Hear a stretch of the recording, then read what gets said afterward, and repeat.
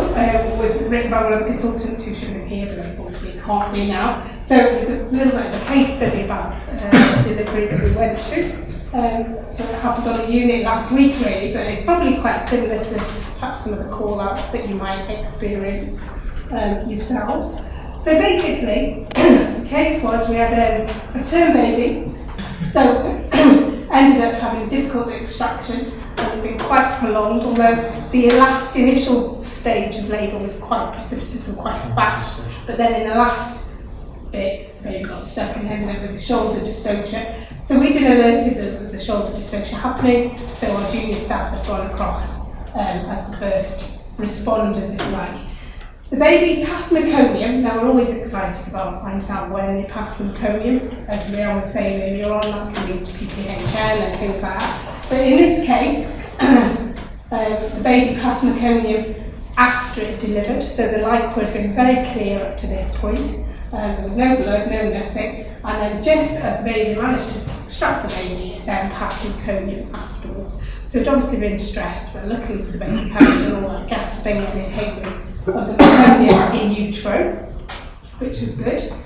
The team had got there, the baby had delivered, put the baby on a resuscitator, and the heart rate had been quite good initially, but the baby wasn't making any respiratory efforts, so it was in that pale, floppy, white kind of phase.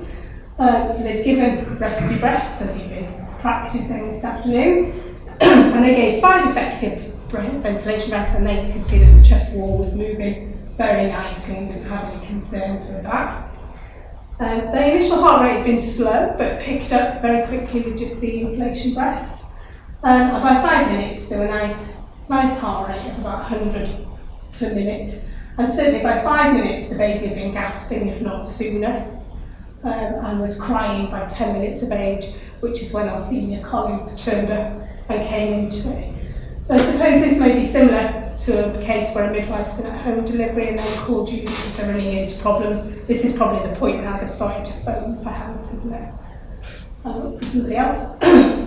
Now, although the baby was crying and was active and seemed to have good respiratory effort, remained quite blue at this point and wasn't really pinking up. So thinking about all the things that we've gone through today, what kind of other actions would you initiate at this point now if you arrived with this baby? Yep, so put a saturation monitor on, that'd be great. Yep, so they're low, they're 60%. Capillary, we'll think about investigation, so capillary blood gas. You could do capillary blood gas, increase the oxygen. Increase the oxygen, yeah. To be honest, now we've started resuscitating in air term babies, we have to consciously remember to turn off. For those people that might have been around for a little while. Why are you looking at food? And me, I guess. It was always 100% once, so now you have to remember to turn on oxygen. So yes, turn the oxygen on, but certainly have the saturations on. Yeah. Check the airway. Yeah, check the airway. So the baby's crying, so we're assuming it's got a really good airway. Anything else? So you can work the ECG. We've got the ECG monitoring. So we've got all our monitoring now.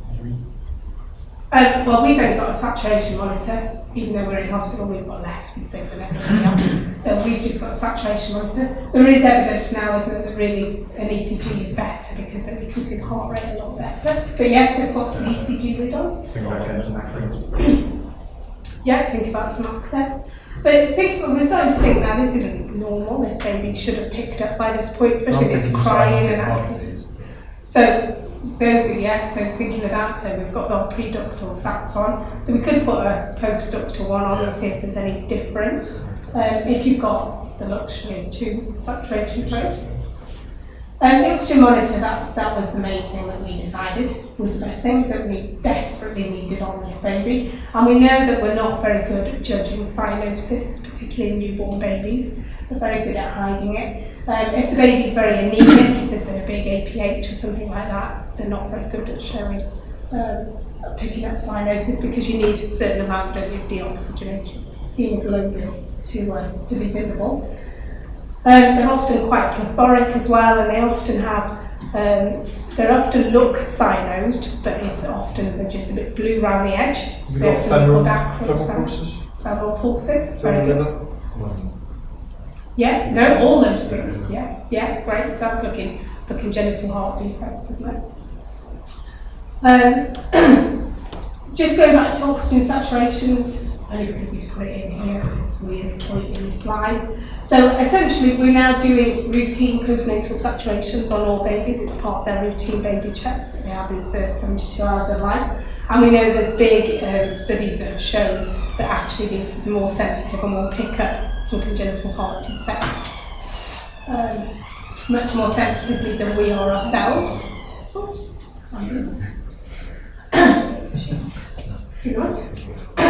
So with our baby, what we did, we put the saturation monitor on. We did, and at 10 minutes of age, the saturations were 75%, and the baby was receiving about 8 centimetres of CPAP, so we were giving some CPAP at this point. So even though the baby was crying and active, we thought he needed some respiratory support because it just wasn't picking up. And it got up to 100% oxygen, so sats was still low. Heart rate was good though at this point. So thinking back to some of those talks, what do you think about saturation at 10 minutes? Expecting 96 to 94. Yeah, and that would be in air, isn't it, if they're self-ventilating in air. And this baby was receiving 100%. Something else was going on with this baby. And let's just recap those.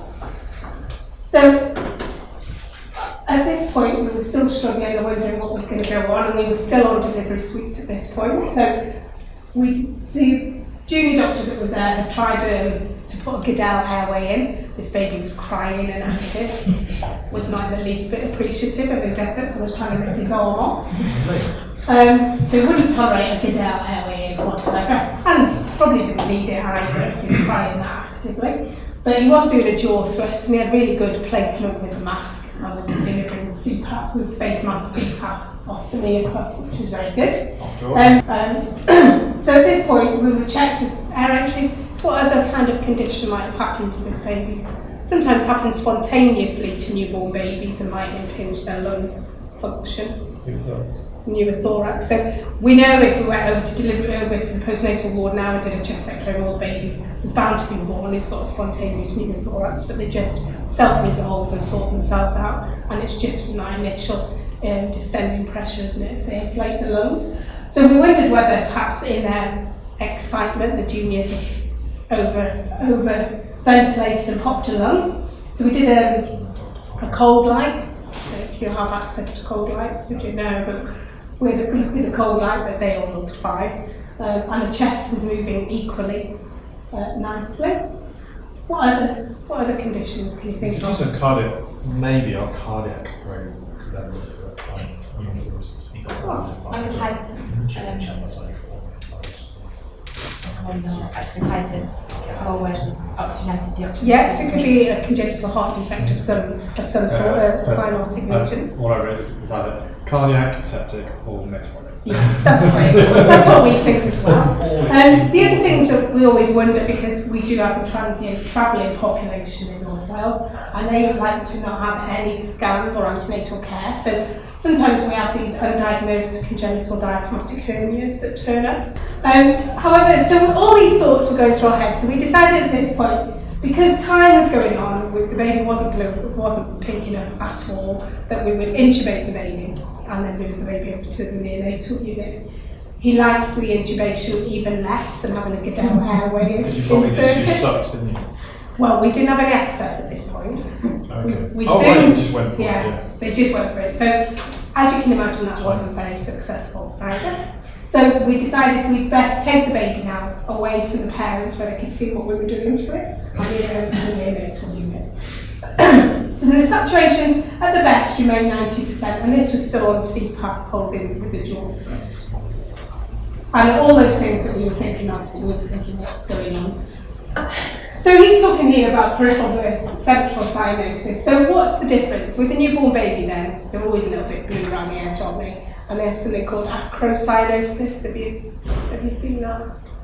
So they always have their nail beds tend to be a little bit blue, and the fingers and the digits and the nails. and we're central. And they can also, if they have a very precipitous delivery, they often look horrendous and they look really cyanosed, and we're often called across to come and review a baby because of cyanos. But when you get there, actually, centrally they look great, even though peripherally they look awful. So where do you look for central cyanosis first?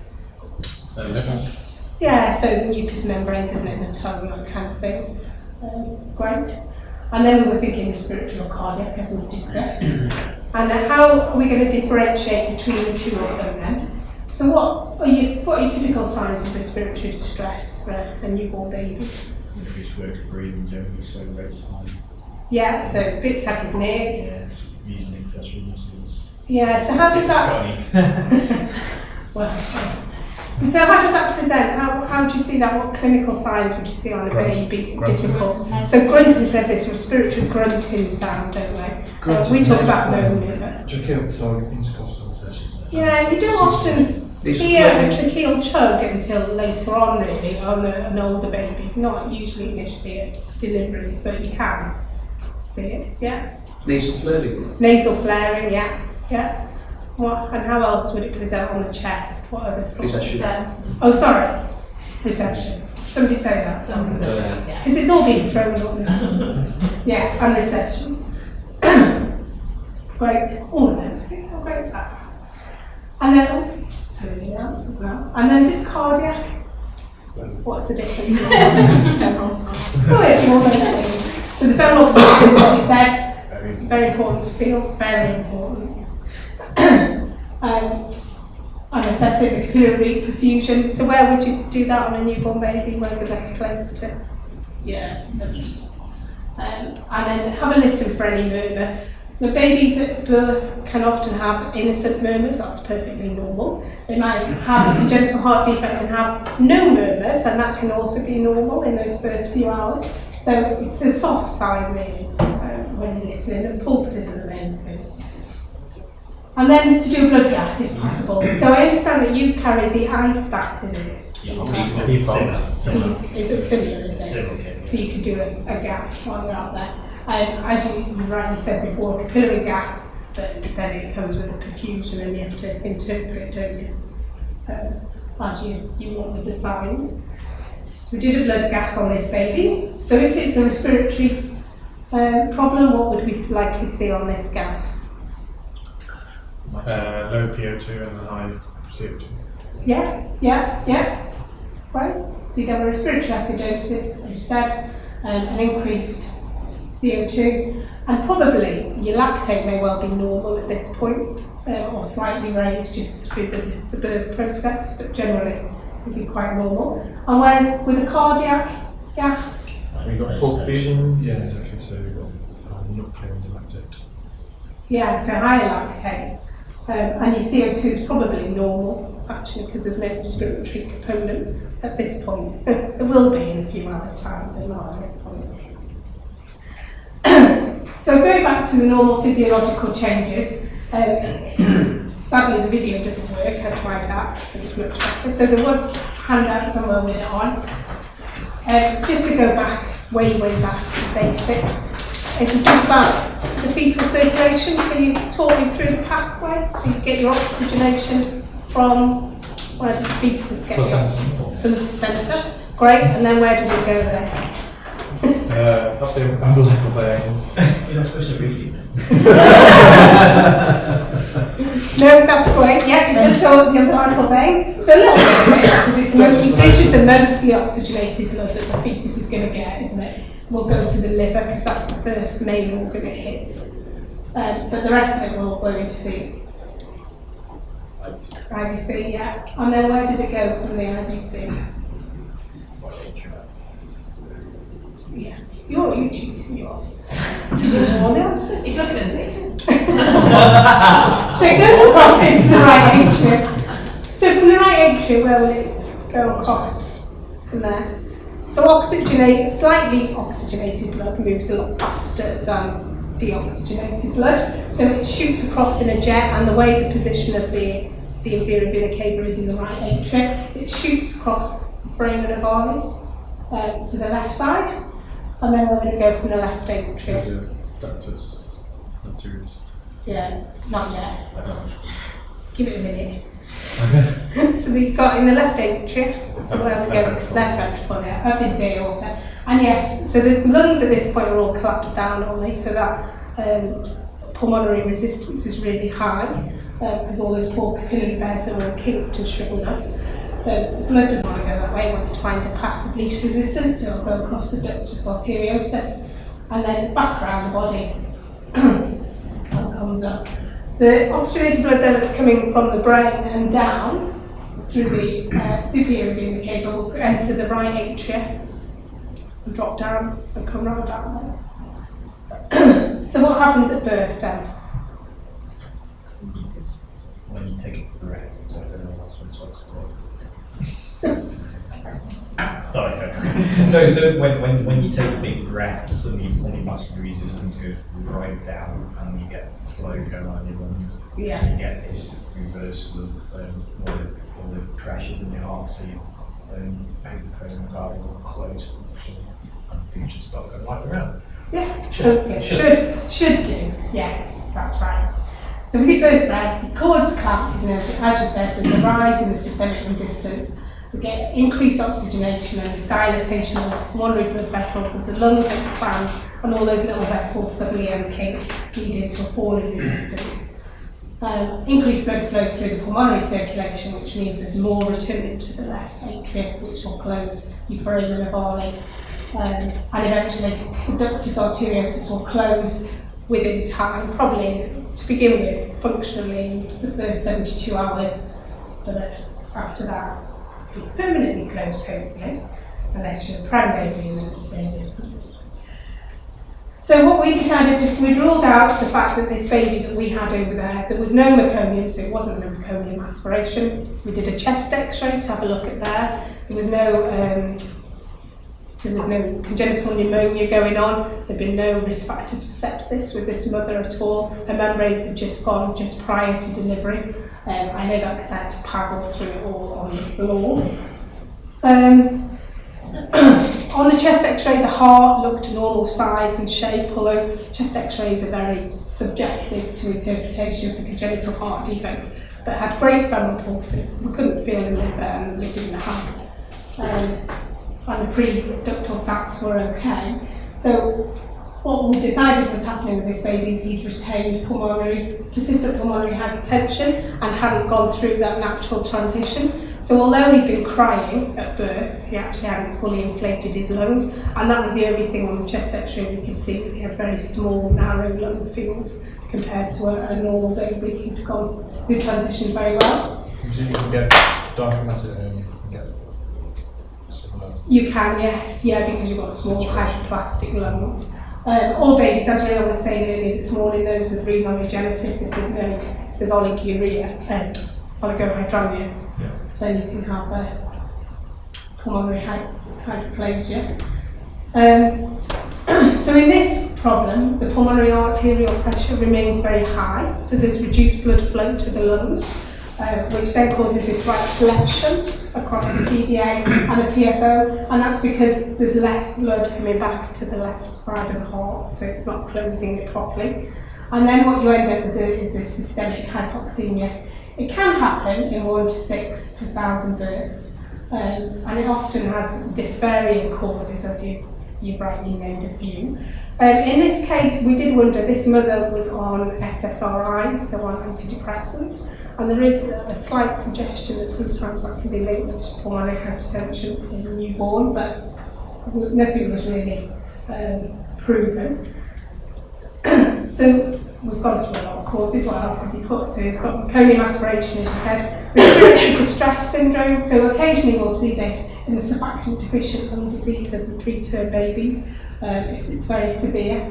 If there's any perinatal asphyxia, again, that's probably because they haven't transitioned very well. Congenital pneumonias, hypothermia or hypoglycemia. So that's quite important when you're thinking of those babies out in the community that you're delivering. That's why we keep stressing the importance of maintaining the temperature. And we'll talk a little bit about glucose when we do the packaging of them afterwards. Any congenital heart defects or small lungs, as you said. So the diagnosis of PPHN isn't great. These babies are usually really sick and it's very difficult to oxygenate them as well. So what happens with them is they get these big wide swings in their oxygen tension when you're doing the gases. And we diagnose it really by looking at the pre and post ductal saturations. So because in hospitals we've got the luxury of lots of different equipment, we can use 2 saturation monitors and we're looking for that. We did a hyperoxia test on this baby as well, just to see, I don't know if you've seen those, don't you? So basically we just take a gas when the baby's been in room air, and then you compare the gas and look at the PO2 once they've been in oxygen for about 10 minutes and check the arterial gases. The murmur may or may not be there, but in this case there wasn't. But generally it's diagnosed by an echo, so nobody wants to come to hospital and get an echo, somebody will fully diagnose this. But it may be that you have a case out there where you're finding it difficult to ventilate the baby, even though you think you've got great chest wall movements, and this might be what's going on underlying it. So management is to try and correct the problem as it is. So if it's a congenital pneumonia, try and treat that. If it's hyperplastic lungs, not like you can do that, except try and phone for a friend. But they may need ECMO. Try not to give too much bicarbonate if you can help it, although we do try to keep them alkalotic. These babies are very unsociable babies and they won't handle at all well, so try and keep minimum handling when you're transporting them. They tend to desaturate and they'll go off very quickly just because you've looked at them the wrong way. They don't handle at all well. Blood pressure, it's important to keep the blood pressure, the systemic blood pressure going very well, and that will reduce this right to left shunt. And so we would use inotropes in hospital. And I don't know, would you have access to inotropes out there? Well, hopefully when you deliver the baby to... We can give blood training and if we need to. As an infusion, as a continuous infusion. And these patients, once they're ventilated, because they're usually big fat term babies who don't tolerate ventilation very well, sometimes you do have to give them a muscle relaxant to try and paralyse them, just so you can take over and stop them causing problems and splitting their chest. If it's a meconium aspiration syndrome or a congenital pneumonia, we might consider giving some surfactant even though the baby's term in hospital. Try not to hyperventilate, so keep them having a low respiratory rate. And these are babies that we're quite happy to accept PHs as long as they're more than 7.25. Then that's acceptable for us. And we're looking at trends rather than one-off gases.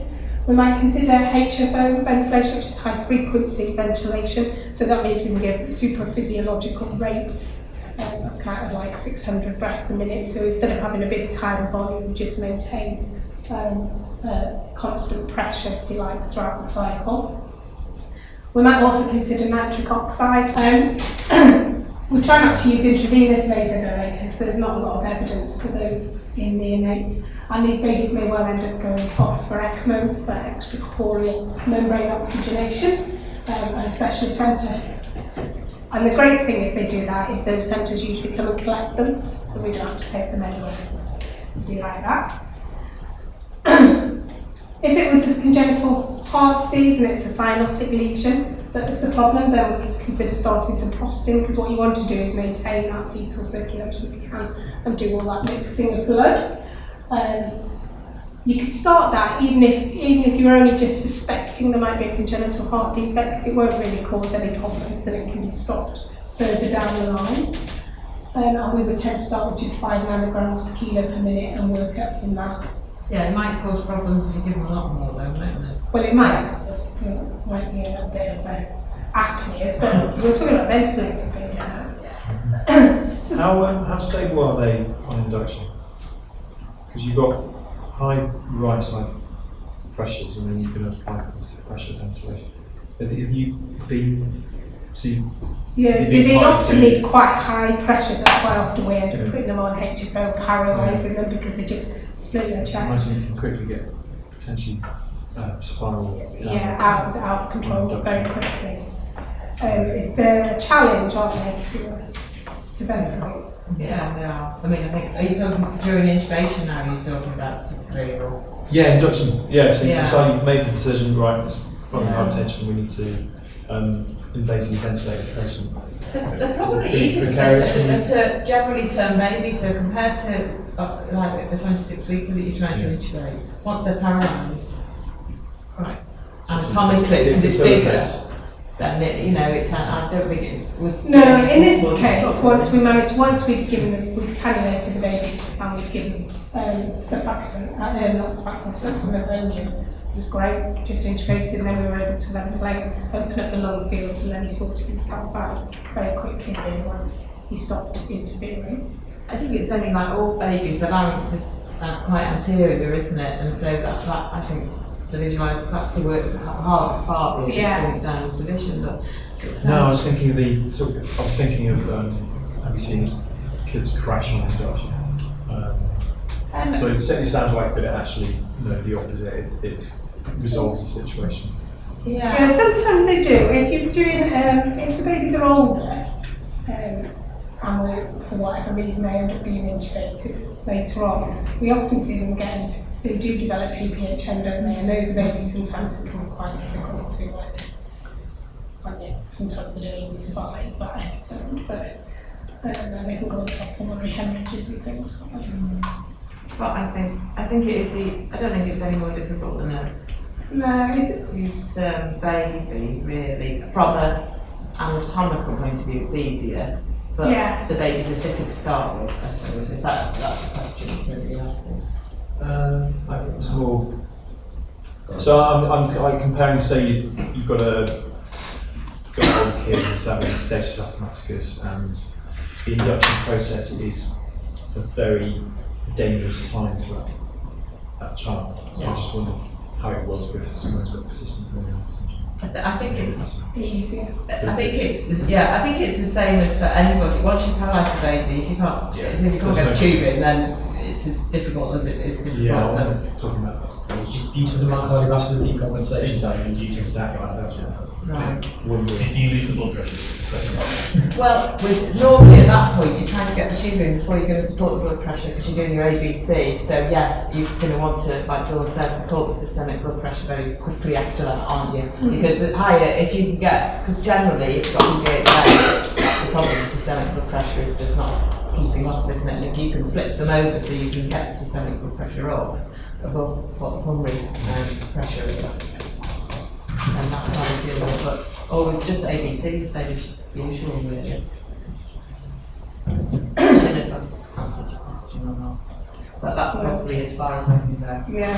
Keep that one when you come to it. It's quite difficult for us to compare with 7-year-old asthmatics because you've got such a breadth of experience, and remember, all our experience is neonatal, so we've got a high number of experiences, but it's all for one, whereas you've got that massive breadth, all of you get, across all the age groups. So I just wonder if you're neonatal, just start having a journal infusion made ready before induction. Just are they anticipating a crashing? Not more than usual. To be really, PPHN we diagnose after the event, not during, if you like. That's how it normally happens. When we're afterwards, when we're thinking, why did that not go so well? We think, oh, that might be fine, but not at the time. These are some of the common causes of congenital heart defects. So transposition of the great arteries is the most common. We know that probably about 75% of congenital heart defects are missed during the antenatal scans and with newborn examination. So there's quite a lot of things that are missed. So these are some of the things you might be called to out there in the community. So babies who've been well, had an uneventful pregnancy, go home because they like their 6-hour discharges. We love them. Go home at 6 hours and then the following day all the ducts close off and they collapse in a big fat heap. And those are the babies who traditionally have been coming into A&E and don't really survive because we're not able to stabilise them quick enough to transfer. So that's the idea now of doing pulse oximetry screening as part of the newborn check to hopefully prevent all of this happening. TGAs are the most common. You can have tetralogy of Fallot, which are your right to left shunts. There may be ventricular outflow obstruction, so sort of pulmonary atresia or severe stenosis. And although most of them it develops over time, that becomes a problem rather than straight away at delivery. Whereas the saturation is part of your post. we compare pre check. and post. Yeah, I just wonder whether you pick up some of these as they develop, isn't it? Yeah, most of them, the evidence The is showing if shots it's develop done over at time. 24 hours, they're picked up quite well, and they've got quite a good sensitivity and specificity for the test. However, in reality, we very rarely do these checks at 24 hours because parents want to go home, so we're doing them earlier. So how sensitive they are, there'll be a lot more that are picked up. But we've been doing it now for about 2 years here in Central, and we haven't missed one heart disease, so hopefully it's picking up a bit better.